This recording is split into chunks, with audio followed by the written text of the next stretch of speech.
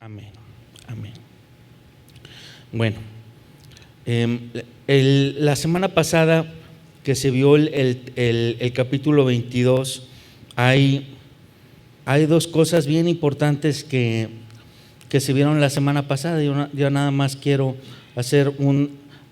recalcar un poquito dos de las cosas, simplemente para tomarlas como punto de partida a lo que viene, porque a final de cuentas estamos hablando de dos momentos que suceden casi de forma consecutiva, ¿no? Y que no solo nos olvide lo que hablamos un poquito la semana pasada. La semana pasada vimos, a grosso modo, dos grandes conceptos, o que nosotros como cristianos los tenemos como conceptos, pero vimos cómo en Abraham dejaron de ser conceptos como tales, o sea, palabras, nada más. Y vimos cómo en Abraham estas dos cosas fueron parte de su vida, inclusive sus primeras reacciones cuando Dios lo probó. Y el primero de ellos es el concepto de adoración, ¿sí? Vimos cómo la respuesta de Abraham es: yo voy a adorar a Dios porque considero que es más importante adorar a Dios que inclusive la vida de mi hijo que más amo. Así tan fuerte, tan impresionante vimos en la vida de Abraham cómo él mismo dijo: vamos a ir a adorar y voy a ir a matar a mi hijo. O sea, esa adoración implicaba matar a su hijo, al hijo que más amaba, lo que más amaba. Y entonces vemos cómo en la vida de Abraham ya no es la adoración, no es un concepto, ¿sí? Hay una gran diferencia entre decir: yo entiendo lo que es la adoración, a poder decir: yo sé lo que es adorar. Y adorar es entregar lo mejor que tengo, lo mejor que puedo dar. Lo mejor que tengo, lo mejor que puedo dar. Y entonces Abraham entiende el concepto y está dispuesto a darlo. Y a darlo de una forma que, aunque lo otro que tenía que hacer a un lado era la vida de su hijo, dijo: no importa, para mí es más importante adorar a Dios. ¡Wow! ¿Sí? Y el otro gran concepto que nosotros como cristianos tenemos es el concepto de la fe. Vimos que para Abraham el tema de la fe no era un concepto nada más, sino era un estilo de vida.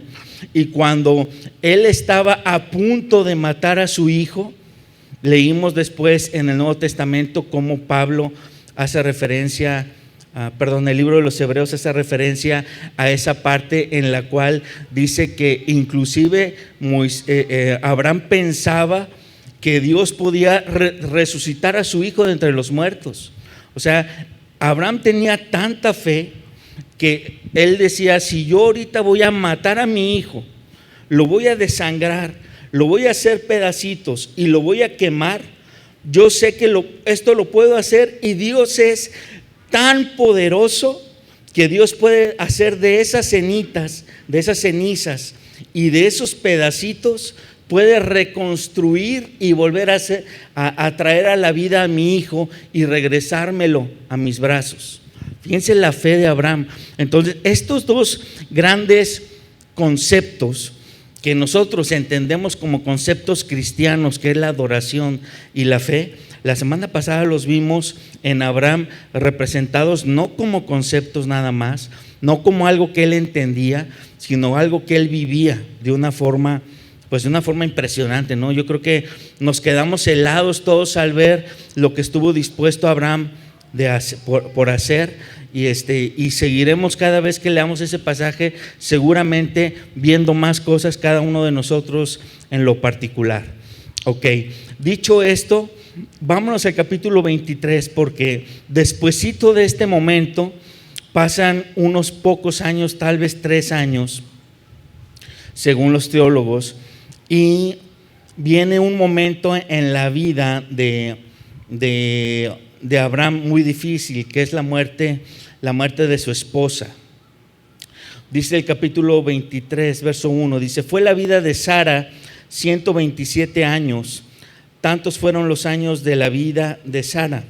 Y murió Sara en Kiriat Arba, que es Hebrón, en la tierra de Canaán. Y vino Abraham a hacer duelo por Sara y a llorarla. Y se levantó Abraham de delante de su muerta y habló a los hijos de Het, diciendo: extranjero y forastero soy entre vosotros. Dadme propiedad para sepultura entre vosotros, y sepultaré mi muerta delante de mí. Y aquí este versículo 4 nos dice algo bien interesante. Esto está sucediendo cuando Sara tenía 127 años. Y si hacemos un poco de memoria, nos vamos a dar cuenta de que cuando Dios llama a Abraham y a Sara de Ur de los Caldeos a irse a Canaán, Sara tenía 65 años. Si restamos 127 menos 65, significa que Abraham y Sara ya tenían viviendo en Canaán 62 años. 62 años. ¿Quién de aquí tiene 62 años viviendo en el mismo lugar? ¿Alguien de aquí tendrá 62 años viviendo en el mismo lugar? No, ¿verdad? Creo que no. Pero fíjese que Abraham, a pesar de haber vivido 62 años en la tierra de Canaán, él decía: extranjero y forastero soy. O sea, él no se creía dueño de la tierra, porque él sabía que la promesa que Dios le había dado sí era darle esa tierra por posesión, pero no en ese tiempo, sino que iba a ser para la posteridad, para un momento futuro. Y entonces Abraham no es el tipo de persona que dice: pues yo como soy hijo de Dios, esta tierra es mía, y como la he pisado tanto tiempo, pues ya es mía, ya soy, como soy hijo del rey, pues todo lo que piso todo lo que pisan mis pies es mi propiedad. No, Abraham no consideraba esa tierra propiedad de él para nada. Dice el versículo 5: y respondieron los hijos de Het y le dijeron: óyenos, Señor nuestro, eres un príncipe de Dios entre nosotros. Si a alguien le gusta subrayar, yo subrayaría eso, porque aquí lo que están diciendo todos los hijos de Het, están reconociendo en Abraham a alguien que inspiraba, a alguien que reconocían como un verdadero representante de Dios en la tierra. Le dicen príncipe de Dios, ¿sí? Y este concepto de príncipe de Dios es lo más cercano en el Antiguo Testamento a lo que se pudiera decir, pues, un verdadero hijo de Dios. Pero realmente en el Antiguo Testamento no se les llama hijo de Dios a ningún ser humano, ¿sí? Pero lo más cercano pudiera ser este príncipe de Dios que dicen los descendientes de Het. Y entonces esto nos da pues mucha información de cómo consideraban todos los vecinos de Abraham a Abraham. O sea, lo consideraban como alguien que era un digno representante de Dios. E inclusive le dicen: en lo mejor de nuestros sepulcros, sepulta a tu muerta. Ninguno de nosotros te negará su sepulcro, ni te impedirá que entierres tu muerta. Y Abraham se levantó y se inclinó al pueblo de aquella tierra, a los hijos de Het, y habló con ellos diciendo: si tenéis voluntad de que yo sepulte mi muerta delante de mí, oídme e interceded por mí con Efrón, hijo de Zohar, para que me dé la cueva de Macpela, que tiene al extremo de su heredad, que por su justo precio me la dé para posesión de sepultura en medio de vosotros.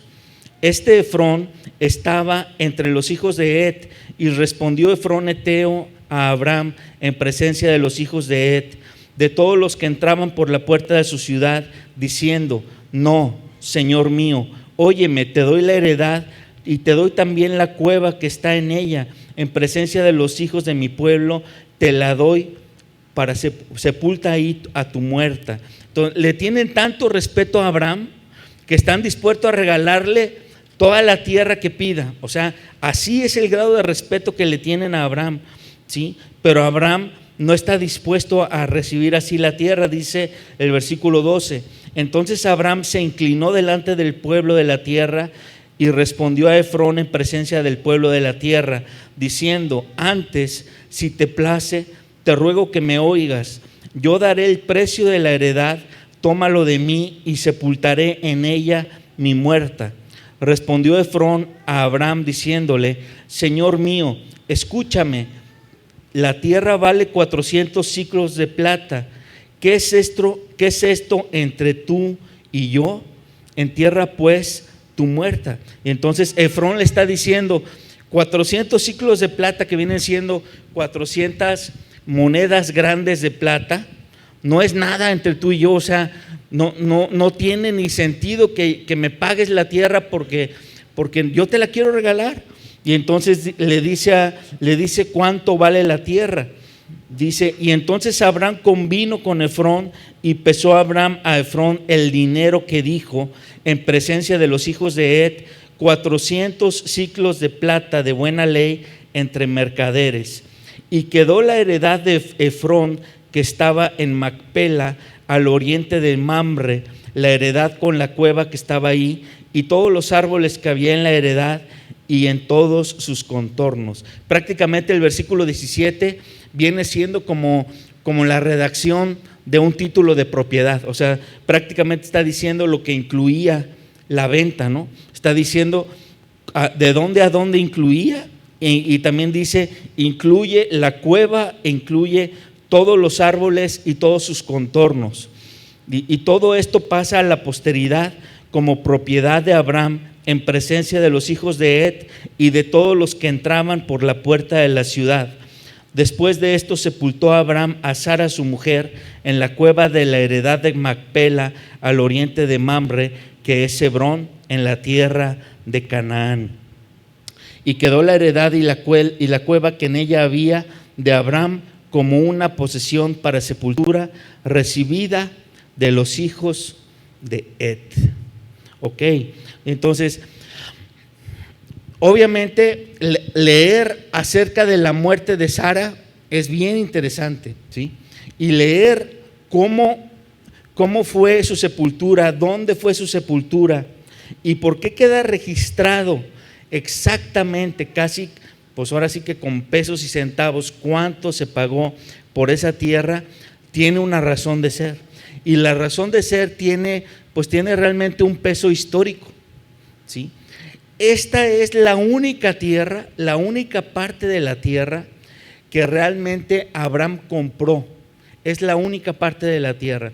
Y 500 años después, 470 años después, que van a regresar los hijos de Israel a la tierra prometida, este punto, esta cueva va a ser el lugar donde se han ido enterrando todos los descendientes de Abraham. En esa cueva se entierra por primera vez a Sara, y después ahí se entierra a Abraham, se entierra a Isaac, a su esposa, luego se entierra a Jacob y a toda su descendencia. Ahí fueron enterrando prácticamente a todos los grandes patriarcas. Ahí fue a dar también José, el último de los patriarcas, ahí fue a ser enterrado. Entonces, esta tierra tiene un valor histórico impresionante hasta el día de hoy, porque ahí están los huesos, literalmente, bueno, ya de ser prácticamente puro polvo, ¿no? Pero ahí está identificado como dato histórico que ahí están los personajes de los cuales se está escribiendo. Y yo repito algo de lo que mencionamos principalmente cuando estábamos hablando de los primeros capítulos de Génesis, que este libro es un libro histórico, tan histórico que está declarado dónde fueron enterrados los muertos de los grandes personajes del libro de Génesis, ¿sí?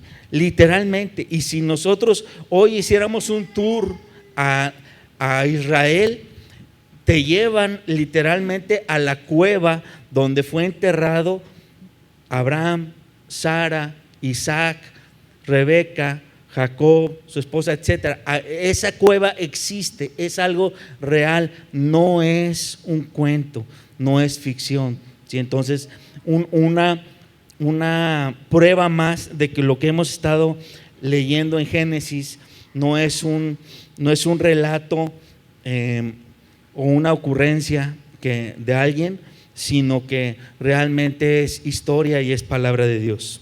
Vámonos al capítulo 24. Dice el capítulo 24: era Abraham ya viejo y bien avanzado en años. Este capítulo 24 sucede obviamente años después de la sepultura de Isaac. Dice: y Jehová había bendecido a Abraham en todo. Y entonces aquí vemos algo que creo que todos nosotros quisiéramos que se dijera de nuestra vida en el momento que alguien hablara en nuestra vejez.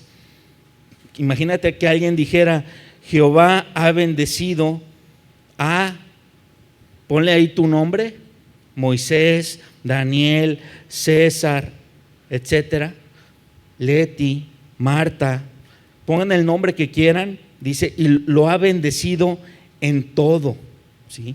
Y cuando la Biblia dice que ha bendecido Dios en todo a Abraham, ¿qué significará? ¿Significará que le ha dado todo lo que él ha querido? No. Hemos visto al estudiar la vida de Abraham que Dios a Abraham no le dio todo lo que él quiso, ¿sí? Y un ejemplo bien importante es que, por ejemplo, a su primer hijo, a Ismael, pues prácticamente le pidió que lo echara de la casa. Entonces, pues obviamente eso no era algo que Abraham no quería, pero Dios le pidió hacerlo, ¿no? Entonces, nada más con ese ejemplo nos quedamos para tener muy claro que cuando la Biblia dice que Dios ha bendecido en todo tiempo o en todo a Abraham, no significa que le dio todo lo que Abraham quería, pero sí significa esto, que le ha dado todo lo que ha sido beneficioso para su vida. Y si pudieran anotarlo así sería importantísimo, porque eso es lo que significa cuando la Biblia habla de que Dios nos ha bendecido. Significa eso, que Dios añade a nuestra vida todo lo que es de beneficio para nuestra vida. No, ahora sí que si lo queremos decir en un sentido más aterrizado, Dios no nos da lo que quiero, sino lo que yo necesito. Dios no me da lo que yo deseo, sino lo que yo necesito. Eso es lo que Dios me termina dando, ¿sí? Y a veces entre mi deseo y lo que necesito hay un choque, porque a lo mejor yo sigo luchando con el tema de querer tener mis deseos, pero cuando yo tengo muy claro que lo importante no es que mis deseos se cumplan, porque Dios no es un genio, ¿sí? Dios es Dios. Dios tiene la voluntad y el conocimiento, la omnisciencia, o sea, Él todo lo conoce, Él todo lo sabe, como para darme realmente lo que yo necesito, no lo que yo creo necesitar, no lo que yo creo merecer, no lo que yo quisiera tener, ¿no? ¿Sí? Ahora, la palabra en hebreo que se usa aquí como bendecido, Jehová había bendecido a Abraham. Esa palabra hebrea es barak. Barak, cuando se usa en el sentido de Dios barak al hombre, significa bendición, significa darle al hombre todo lo que el hombre necesita, todo lo que el hombre necesita en un sentido de cosas buenas, cosas beneficiosas. Pero cuando esa misma palabra en hebreo se usa al revés, del hombre hacia Dios, significa adoración. Esa misma palabra, cuando se usa al revés, en el capítulo anterior, cuando dice que Abraham quería ir a adorar a Dios, esa palabra es barak, ¿sí? La misma palabra, y significa darle lo mejor a Dios. Entonces, bien importante aquí como entre los dos capítulos o entre los capítulos que estamos leyendo hay palabras que parece que se entremezclan, pero estamos hablando cómo el hombre le da lo mejor a Dios porque el hombre ha recibido lo mejor de Dios. Wow, ¿sí o no? Wow, porque entonces Cuando nosotros hoy hablamos en nuestros conceptos cristianos de darle a Dios, muchas veces decimos darle a Dios es darle a Dios por lo que traigo en la bolsa, darle a Dios es lo que me sobra, pero no, realmente darle a Dios es barak, darle lo mejor que tengo. ¿Por qué? Porque Él barak conmigo, Él también me ha dado lo mejor que puede darme, lo que más me conviene a mí. ¿Ok? Sigamos leyendo. Dice: y dijo Abraham a un criado suyo, el más viejo de su casa, que era el que gobernaba en todo lo que tenía. Ya por la edad que tenía Abraham, ya tenía seguramente más de 140 años Abraham. Y entonces Abraham pone a un criado suyo como mayordomo de su casa. Prácticamente le entrega todo para, pues el poder para tomar decisiones, ¿sí? Y a mí me llama la atención que Abraham haga esto y no lo haga directamente con su hijo. Ahorita vamos a ver por qué. Pero para esta altura, Isaac ya tenía 30 y tantos años, ya llegaba casi a los 40, ya tenía como 37 años. Y entonces, ¿por qué Abraham, si ya está viejito, si él siente que alguien más tiene que tomar las decisiones, por qué no le da ese encargo o esa autoridad ya a su hijo? Ahorita vamos a ver por qué.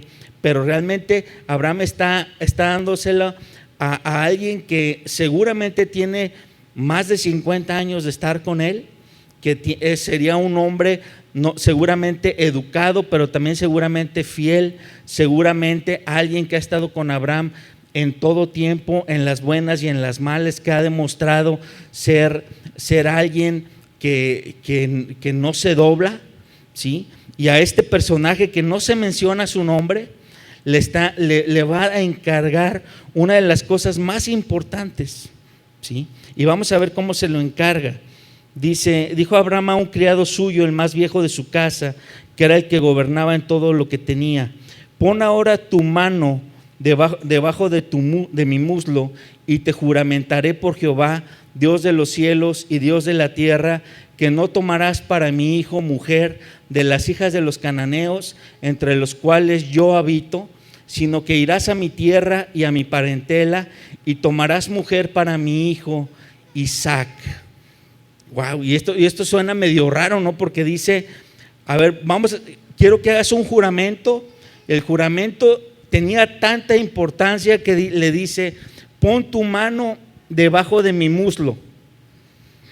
Y esto, pues, nosotros, yo creo que nunca como mexicanos o como occidentales haríamos algo así, ¿no? Imagínense a alguien sentado. Ya por la edad seguramente Abraham pasaba mucho tiempo de su vida sentado o acostado, pero imagínense a alguien sentado con el calorón que hace en aquellas zonas desérticas de Israel, y que te digan: mete tu mano debajo de mi muslo, de mi pierna, ahí donde está calientito, sudadito, ahí mete mi mano. Que suena grotesco, pero se lo estoy diciendo así para que vean el nivel de cercanía que había entre este esclavo y Abraham.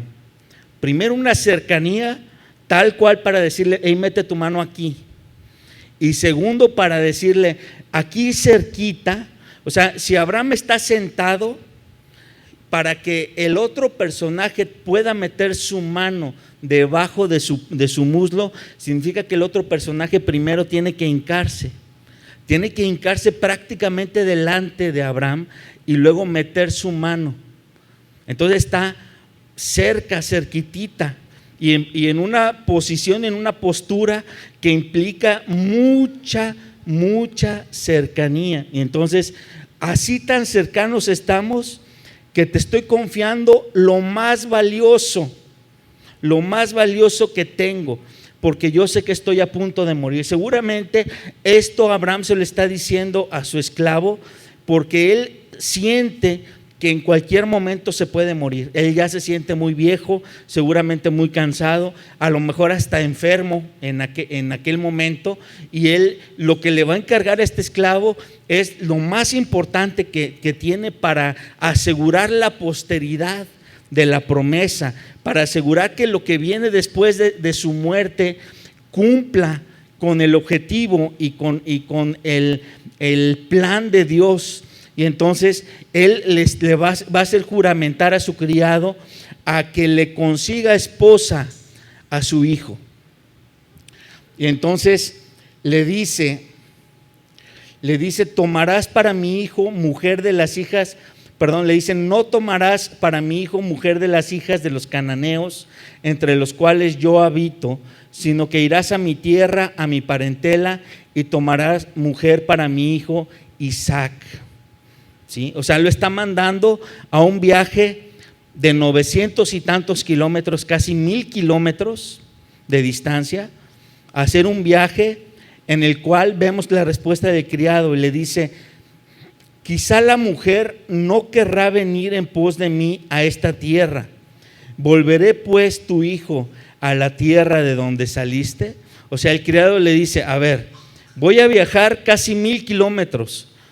¿Cómo voy a convencer a una mujer que no me conoce, que no te conoce a ti ni a tu hijo, de que esa mujer venga? Así como que el criado le da a entender a Abraham, ¿no sería mejor que me llevara a Isaac para allá, a la tierra donde tú saliste? Y Abraham le dijo, guárdate que no vuelvas a mi hijo allá. O sea, aquí no es un tema, no es algo que Abraham esté dejando abierto, ¿sí? A lo mejor cualquiera de nosotros lo que haría, imagínate, Abraham es un príncipe de la tierra, es un patriarca, es rico, es millonario, pero ya está viejito, tiene un hijo de 30 y tantos años. A lo mejor cualquiera de nosotros lo que diría es, a ver, Isaac, ¿qué te parece si tú te vas a la tierra de mis parientes? Llévate joyas, llévate lo que quieras, consíguete una mujer, escoge la que más te guste, ¿sí? Pero no es lo que hace Abraham. Parecería lo más lógico, pero Abraham dice, no quiero que vaya Isaac, quiero que vayas tú y tú le consigas una esposa a Isaac. Entonces Isaac se iba a tener que conformar con una esposa que él no conocía, ¿sí? Y pues prácticamente Abraham iba a tener que esperar lo que llegara. Ahora vamos a ver en todo el relato que pasan muchas cosas como para poder establecer que la elección de la esposa de Isaac fue una elección de parte de Dios, ¿sí? Y esto lo quiero puntualizar porque ahorita vamos a ver varios imposibles que se cumplen al momento de que el criado le escoge esposa a Isaac, ¿sí? Y al momento que se cumplen todos estos imposibles, podemos después ver cómo inclusive Isaac, ya después que recibe a su esposa, la recibe con gozo. Dice, sigamos leyendo, dice, y Abraham le dice, guárdate que no vuelvas a mi hijo allá. Y dice Jehová, fíjense lo que dice Abraham con fe.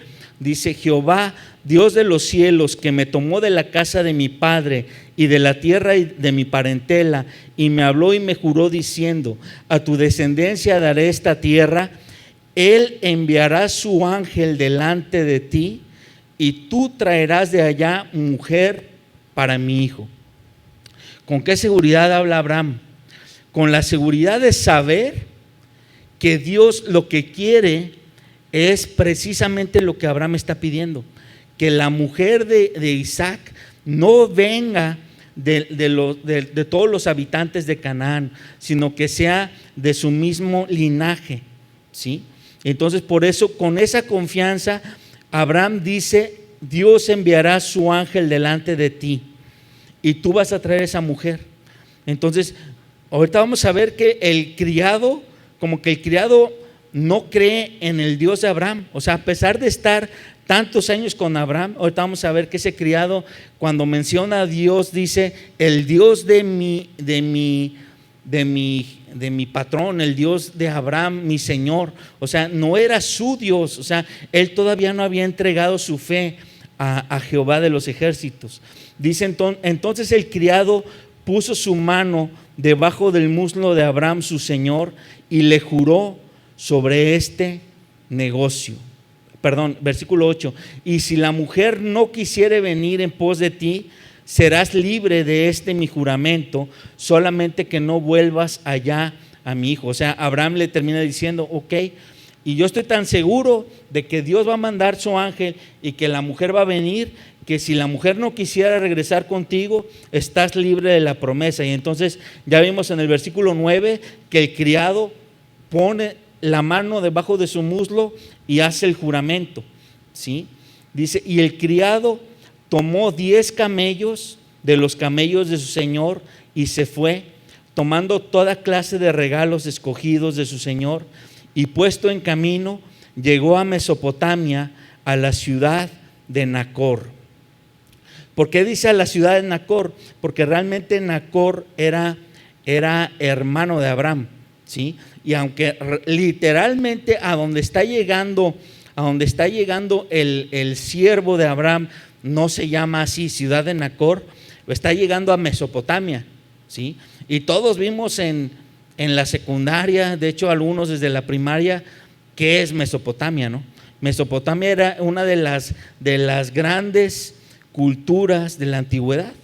De hecho, muchos dicen que para esta época, estamos hablando más o menos de 1800, 1750 años antes de Cristo, Mesopotamia pues era la gran ciudad de la antigüedad, después de Babilonia, que eran ciudades muy cercanas, ambas del imperio asirio.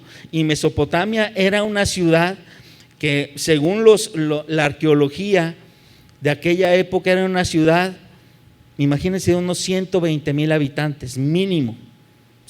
Algunos dicen 150,000, otros dicen 120,000. Ahora, el criado de Abraham es mandado en un viaje de 900 kilómetros que hace caminando, y un viaje de esas características caminando es un viaje en el cual se tardó más o menos 40 días en realizar.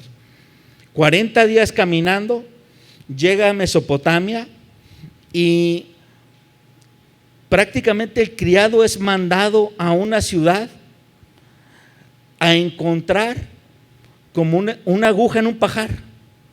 ¿Cómo vas a encontrar entre más de 100,000 personas a los parientes de Abraham? No estamos hablando de que Abraham tiene un año de haberse ido de su parentela. No, ya dije cuántos años tiene Abraham de vivir en Canaán. Tiene 62 años de vivir en Canaán. Imagínate. Yo por ejemplo voy a cumplir 23 años de haber llegado a Monterrey. Y cuando regreso a donde vivía antes, al Estado de México o a la Ciudad de México que vivía antes, llegas y ves, caray, esto no estaba, esto es diferente. Imagínense, después de 20 y tantos años. Ahora imagínense después de 62 años. ¿Cuánto habrá crecido una ciudad? ¿Cuánto será diferente? Es más, Abraham ni tenía la seguridad de que estuvieran vivos. ¿Cómo va a saber el criado cómo encontrarlos? Por eso el criado dice: bueno, y si de puro milagro la encontrara. Ese es el primer milagro: encontrar una aguja en el pajar, una mujer o a una descendiente de la parentela de Abraham en medio de una ciudad de más de 100,000 habitantes. Vamos a seguir leyendo. Dice que llegó a Mesopotamia, la ciudad de Nacor, versículo 11, e hizo arrodillar los camellos fuera de la ciudad, junto a un pozo de agua a la hora de la tarde, la hora en que salen las doncellas por agua. Y dijo, ahora sí que el criado medio incrédulo, pero que al mismo tiempo se dio cuenta de que lo que estaba a punto de hacer tenía que ser un milagro de Dios, y entonces abre su boca para pedirle a Dios algo y dice: oh Jehová, Dios de mi señor Abraham, dame, te ruego, el tener hoy, fíjense, hoy, buen encuentro, y haz misericordia con mi señor Abraham. O sea, de por sí era difícil encontrar la aguja en el pajar. Lo que dice este siervo es: quiero encontrar la aguja en el pajar en un día, hoy. No es como que diga tengo todavía un mes para buscar, no, sino que este criado dice: Señor, dame hoy, el tener hoy un buen encuentro, y haz misericordia. Pero fíjense, este siervo está pidiendo no para él, no dice: es que vengo bien cansado, es que pues ya 40 días viajando y con tanta sed. No está pidiendo para él, dice: haz misericordia con mi señor Abraham. Dice: he aquí yo estoy junto a la fuente de agua, y las hijas de los varones de esta ciudad salen por agua. Sea pues que la doncella a quien yo dijere: baja tu cántaro, te ruego, para que yo beba, y ella respondiere: bebe, y también daré de beber a tus camellos, que sea esta la que tú has destinado para tu siervo Isaac, y en esto conoceré que habrás hecho misericordia con mi Señor. Y entonces aquí vemos cómo se están juntando en estos dos versículos que acabamos de leer, se están juntando tres imposibles. El primer imposible es encontrar la aguja en el pajar en el primer día. Ese es el primer imposible. El segundo imposible es que a la primer mujer, a la primer doncella a la que yo le hable, que lleve un cántaro de agua y que yo le pida que me dé de beber, que esa doncella se detenga y me dé de beber. ¿Sí? Ese es el segundo imposible. ¿Por qué el segundo imposible? Porque no era costumbre que los hombres hablaran con las doncellas. ¿Sí? Es más, si un hombre se atrevía a hablar con las doncellas, ¿cómo reaccionaban las doncellas? Agarraban su cantarito, se hacían las que no oyeron nada y se seguían.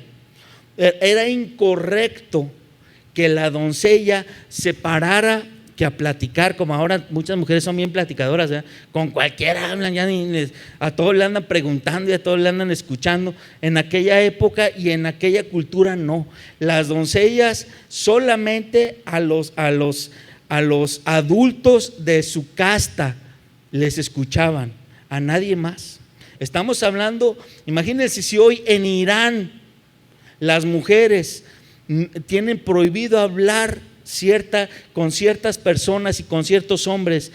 Estamos hablando de que Mesopotamia es Irán de hace 3.800 años.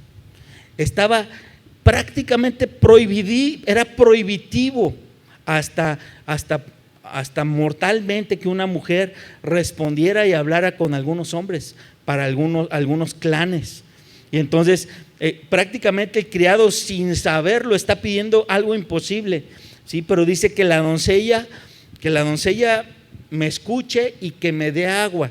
Y el tercer imposible es no nada más que me dé agua a mí, sino que sea una doncella que esté dispuesta a darle de beber a todos mis camellos. ¿Cuántos camellos llevaba? Según lo que leímos más arriba, llevaba 10 camellos. Imagínense una doncella que esté sacando un cántaro para un camello, y luego otra vez al pozo, y otro cántaro para otro camello, y luego otro cántaro para otro camello. O sea, que mínimamente sacara 10, 11 cántaros del pozo para un desconocido, para hacer algo que era mal visto por todos los que la están viendo. El criado está pidiendo tres cosas imposibles. Vamos a ver qué es lo que pasa.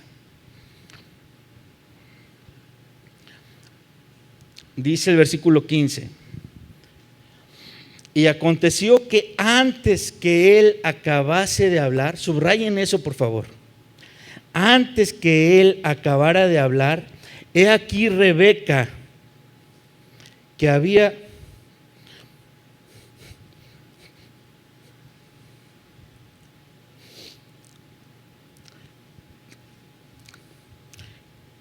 nacido de Betuel, hijo de Milca, mujer de Nacor,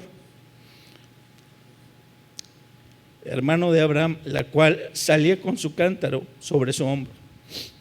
Perdón, hermanos, pero este versículo a mí me mata, porque ¿cómo es Dios? Que a veces somos tan tontos para pedir, ¿sí o no? O sea, somos tan como este criado, que no sabemos que lo que estamos pidiendo está contra la cultura, contra las costumbres, cosas imposibles y más imposibles y más imposibles, y aún así es lo que Dios tenía preparado.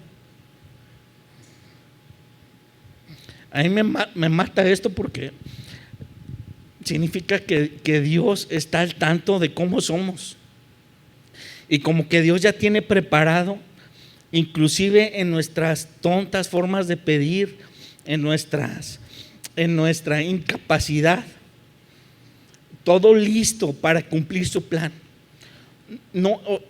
Y esto me impresiona de Dios, porque su respuesta no está en función de lo bonito que oremos. Su respuesta no está en función de que oremos con lógica. Su respuesta no está en función de que oremos con el sentido correcto, con las palabras correctas, con música de fondo, etcétera. No, en eso no está su respuesta. Su respuesta está en que estemos pidiendo lo que Él quiere darnos de por sí. Y entonces el criado es un bruto, así como nosotros. Está pidiendo cosas ilógicas, pero Dios dice: yo de todas formas tenía preparada a Rebeca para Isaac. Y entonces el texto dice: antes de que éste hablara, he aquí Rebeca. Ya está apareciendo Rebeca en la foto, en la acción. Dice: Rebeca aparece, dice versículo 16, y la doncella era de aspecto muy hermoso, virgen, a la que varón no había conocido, la cual descendió a la fuente y llenó su cántaro y se volvía. Entonces el criado corrió hacia ella y dijo: te ruego que me des a beber un poco de agua de tu cántaro. Y ella respondió: bebe, señor mío. Y se dio prisa a bajar su cántaro sobre su mano y le dio a beber. Wow.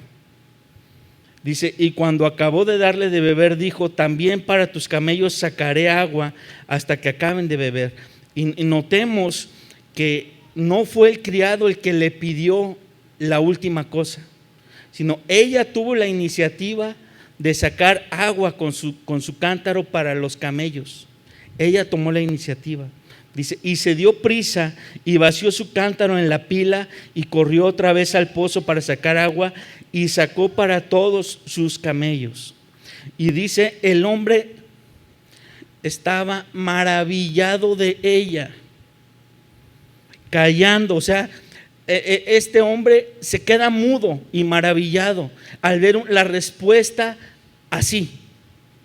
O sea, ni había acabado de orar cuando su respuesta ya estaba hacia la vista, y él se queda impresionado, ¿sí? Y se queda callado. Dice: para saber si Jehová había prosperado su viaje o no. Entonces, cuando este hombre ve que se cumple la segunda condición, la tercera condición, lo único que le faltaba a él era confirmar que ella fuera una descendiente o una pariente de Abraham. Y dijo: ¿de quién eres hija? Perdón, versículo 22 dice: Y cuando los camellos acabaron de beber, le dio el hombre un pendiente de oro que pesaba medio siclo y 2 brazaletes que pesaban 10. El pendiente de oro era una especie como de anillo que se ponía en la nariz. Pesaba, dice aquí que medio siclo eran aproximadamente 10 gramos. Dice, y 2 brazaletes que pesaban 10, ¿sí? Eran brazaletes de oro, tanto el pendiente como los brazaletes, y los brazaletes pesaban 100 gramos, pero eran brazaletes que se usaban hacían como que láminas de oro, oro laminado, y el oro laminado lo usaban y se lo ponían aquí como una especie de pulsera, pero una pulsera gruesa, laminada, ¿sí? Que al final de cuentas estaba delgadita, pero era ancha. O sea, era el tipo de joyería que se usaba en aquella región que llamara mucho la atención, ¿no? Y entonces le da esas joyas de oro y dijo: ¿de quién eres hija? Te ruego que me digas, ¿hay en casa de tu padre el lugar donde posemos? Y ella respondió: soy hija de Betuel, hijo de Milca, el cual ella dio a luz a Nacor. Y añadió también hay en nuestra casa paja y mucho forraje y lugar para posar. El hombre entonces se inclinó y adoró a Jehová. ¿Por qué? Porque cuando él escucha que ella es hija de Nacor, se da cuenta de que se topó con una sobrina de Abraham, ¿sí? Con una hija de su hermano. Entonces, wow, y veamos lo que hace este hombre. Literalmente se inclina y adora a Dios. ¿Por qué? Porque había pedido algo literalmente imposible, pero él lo ve cumplido al pie de la letra en un tiempo impresionante a la vista de sus ojos, y no le queda más que hincarse y adorar a Dios. Y entonces ahora el Dios en el que no creía, ahora es su Dios también. Wow, ¿no? Porque así Dios trata con los incrédulos, con aquellos que dicen: yo no creía en ese Dios, pero de repente cuando cosas así pasan en la vida de los incrédulos, inclusive el más incrédulo dobla su rodilla y dice: ahora también ese es mi Dios, porque hizo conmigo algo imposible. Dice: y dijo: bendito sea Jehová, Dios de mi amo Abraham, que no apartó de mi amo su misericordia y su verdad, guiándome Jehová en el camino a casa de los hermanos de mi amo. Y la doncella corrió e hizo saber en casa de su madre estas cosas. Y Rebeca tenía un hermano que se llamaba Labán, el cual corrió afuera hacia el hombre a la fuente. Y cuando vio el pendiente y los brazaletes en las manos de su hermana, que decía: así me habló aquel hombre, vino a él, y he aquí que estaba con los camellos junto a la fuente. Y aquí nos habla de que Rebeca tenía un hermano, y nos da un pequeño vistazo a cómo era el hermano de Rebeca, Labán. Este Labán era alguien de cuidado, era alguien que es la persona, seguramente era el familiar más interesado que tenía Rebeca. Era un tipo de personaje que siempre está buscando el dinero. Y entonces aquí vemos en el versículo 30 que lo que a él le llamó la atención no fue el largo viaje, no fue el milagro de que se contactaran en el primer vistazo, no. A él lo que le llama la atención es las joyas que le dio este hombre a su hermana. Eso es lo que le llama la atención, ¿sí? Y entonces sale a encontrarlo. Obviamente nos topamos con un rico: véngase, yo voy por de frente y me lo llevo a la casa para ver si me da a mí también algo, ¿no? Y le dijo: ven, bendito de Jehová, porque estás fuera, he preparado la casa y el lugar para los camellos. Entonces el hombre vino a casa, y Labán desató los camellos y les dio paja y forraje y agua para lavar los pies de él y los pies de los hombres que con él venían. y el criado no le dio nada a Labán. Dice, y le pusieron delante qué comer, mas él dijo, no comeré hasta que haya dicho mi mensaje. Vemos la fidelidad del criado, ¿no? Dice, yo no voy a comer hasta que diga lo que mi patrón me mandó decir. Y él dijo, habla. Entonces dijo, yo soy criado de Abraham, y Jehová ha bendecido mucho a mi amo, y él se ha engrandecido y le ha dado ovejas y vacas, plata y oro, siervos y siervas, camellos y asnos. Y Sara, mujer de mi amo, dio a luz en su vejez un hijo a mi señor, quien le ha dado a él todo cuanto tiene. Y mi amo me hizo jurar diciendo, no tomarás para mi hijo mujer de las hijas de los cananeos, en cuya tierra habito, sino que irás a la casa de mi padre y a mi parentela, y tomarás mujer para mi hijo. Y yo dije, quizá la mujer no querrá seguirme. Entonces él me respondió, Jehová en cuya presencia he andado, enviará su ángel contigo y prosperará tu camino, y tomarás para mi hijo mujer de mi familia y de la casa de mi padre. Entonces serás libre de mi juramento cuando hayas llegado a mi familia, y si no te la dieren, serás libre de mi juramento. Llegué pues hoy a la fuente y dije, Jehová, Dios de mi señor Abraham, si tú prosperas ahora mi camino por el cual ando, he aquí yo estoy junto a la fuente de agua, sea pues que la doncella que saliere por agua, a la cual dijere, dame de beber, te ruego un poco de agua de tu cántaro, y ella me respondiere, bebe tú, y también para tus camellos sacaré agua, esta sea la mujer que destinó Jehová para el hijo de mi señor. Antes que acabase de hablar en mi corazón, he aquí Rebeca que salía con su cántaro sobre su hombro, y descendió a la fuente y sacó agua, y le dije, te ruego que me des de beber, y bajó prontamente su cántaro de encima de sí, y dijo, bebe, y también a tus camellos daré de beber. Y bebí, y dio también de beber a sus camellos, a mis camellos. Entonces le pregunté y dije, ¿de quién eres hija? Y ella respondió, hija de Betuel, hijo de Nacor, que le dio a luz Milca. Entonces le puse un pendiente en su nariz y brazaletes en sus brazos, y me incliné y adoré a Jehová, y bendije a Jehová, Dios de mi señor Abraham, que me había guiado por camino de verdad para tomar la hija del hermano de mi señor para su hijo. Ahora pues, si vosotros hacéis misericordia y verdad con mi señor, declarádmelo, y si no, declarádmelo, y me iré a la diestra o a la siniestra. O sea, literalmente todo lo que acabamos de leer está hablando el criado, y el criado dice todo lo que pasó, y al acabar de decir todo lo que pasó, dice, díganme de una vez si después de que les acabo de contar todo esto que es milagroso, ustedes van a estar de acuerdo en cumplir la siguiente parte o no. Y él dice, y si no, mejor me voy. O sea, él está dispuesto a irse sin comer, si es que le dijeran que no, a recibir una respuesta negativa y quedarse, ¿no? Porque él dice, si me dicen que no, pues no tengo nada que hacer aquí.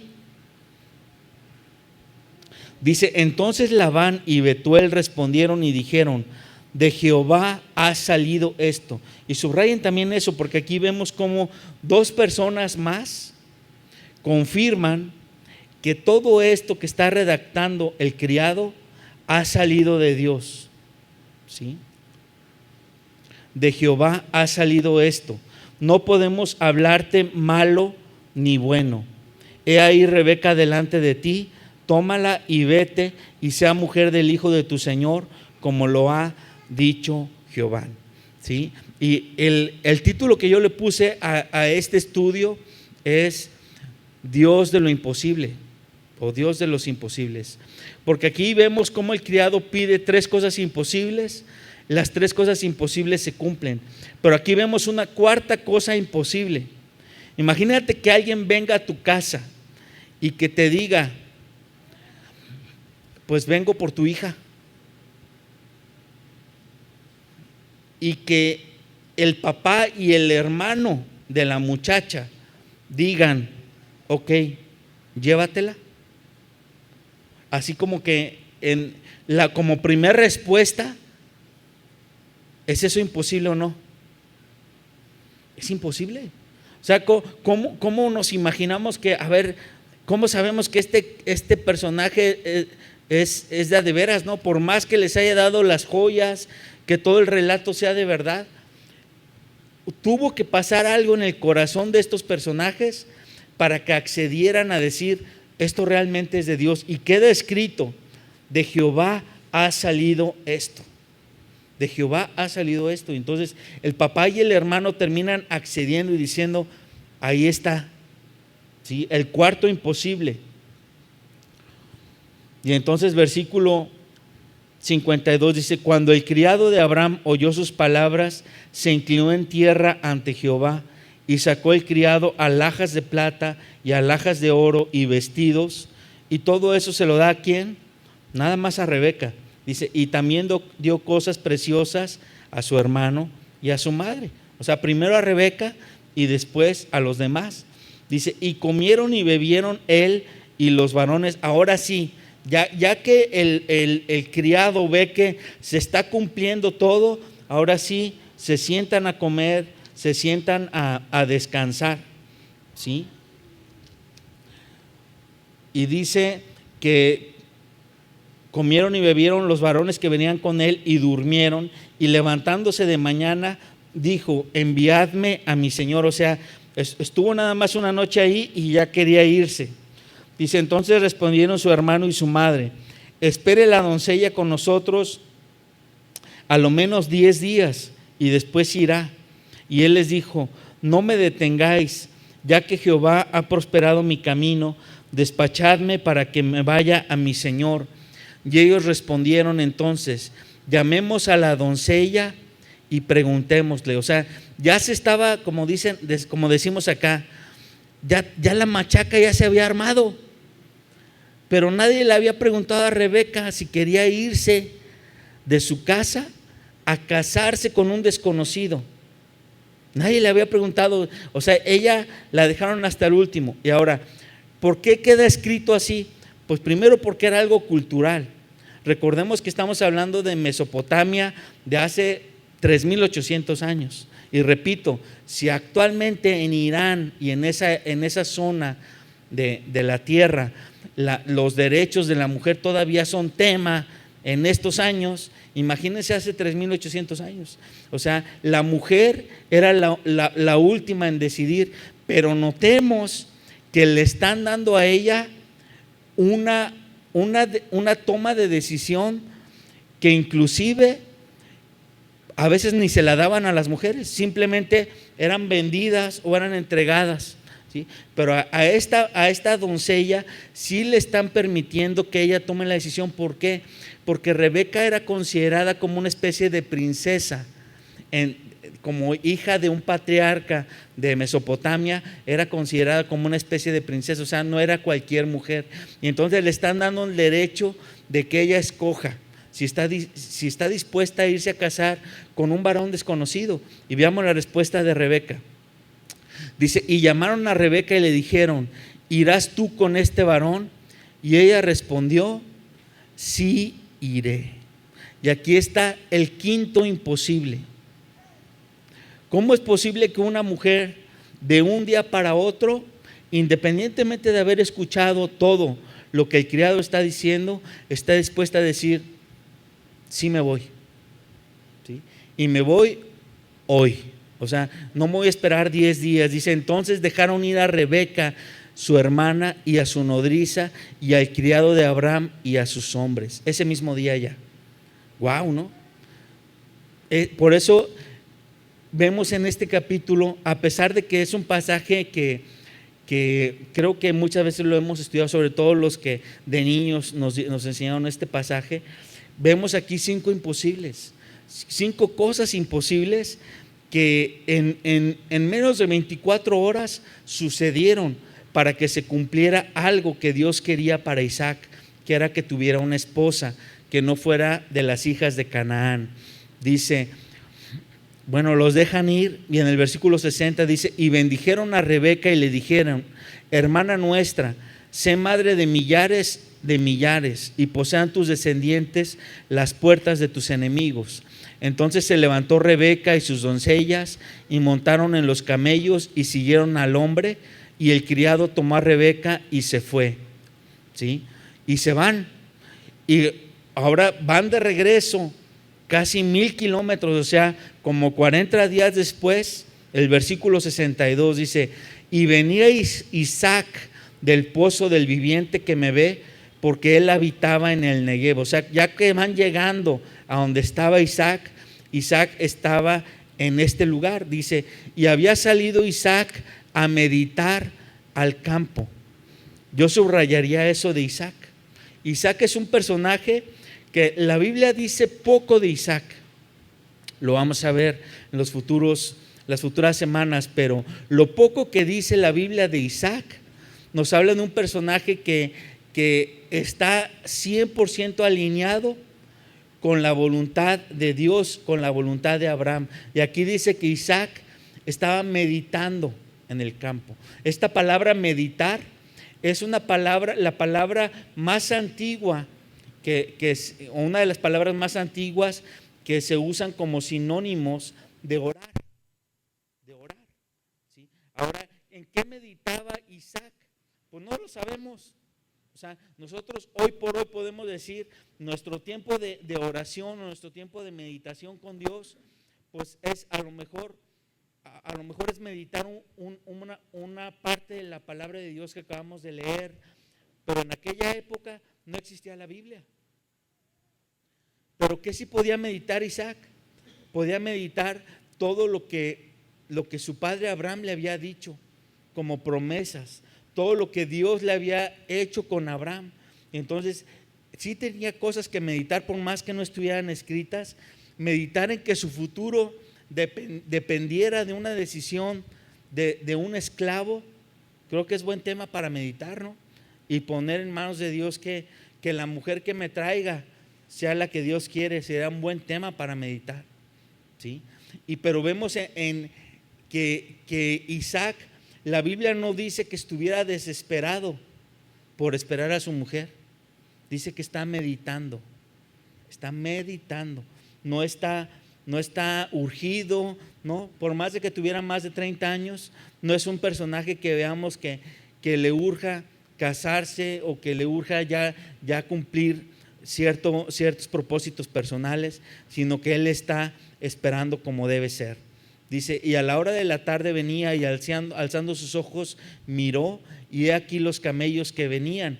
Rebeca alzó sus ojos y vio a Isaac, y descendió del camello, porque había preguntado al criado: ¿quién es este varón que viene por el campo hacia nosotros? Dice: ¿quién es ese muchachón? Dice, y el criado le responde: este es mi señor. Y ella entonces se pone el velo y se cubre. Y entonces el criado contó a Isaac todo lo que había sucedido, y la trajo Isaac a la tienda de su madre Sara, y tomó a Rebeca por mujer y la amó, y se consoló Isaac de la muerte de su madre. Entonces aquí vemos en el versículo 67, no hubo prácticamente ni ceremonia, boda así oficial a lo grande, pues no, prácticamente fue así muy, muy personal la cosa de este matrimonio.